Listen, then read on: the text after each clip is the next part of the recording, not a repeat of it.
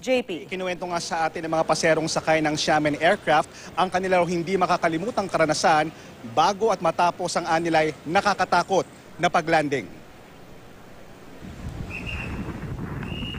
Pagod, gutom at takot daw ang naramdaman ng mga pasahero ng sumadsad na Xiamen Airlines kagabi. Karamihan sa kanila, mga Chinese na dinala sa kalapit na hotel at doon pinagpahinga buong gabi. Kaninang hapon bumalik na sila sa NAIA para kunin ang kanilang mga bagahe. Isa sa mga pasahero ng Xiamen Airlines, si Jessie. Malakas daw ang ulan bago lumapag ang kanilang eroplano na mahigit kalahating oras na raw na nagpapaikot-ikot noon sa ere. I think around half an hour. Actually, they say arriving is around 12:30, but suddenly just growing down. Kwento naman ng isa pang pasahero na si Kimi. Nang maglanding daw ang eroplano, doon na niya napansing may mali. Some airport, it left, 这样一直转. Yeah. Some like this, boom, bad. Yeah.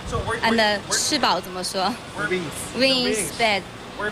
Pinilit daw ni Kim na maging kalmado, pero naririnig na raw niyang nagsisigawan ang ibang pasahero. Nang tuluyan daw huminto ang eroplano, doon daw parang amoy sunog. Suddenly happen release. Suddenly happen for that. You can smell for the burning smell. That's all. Yes, inside.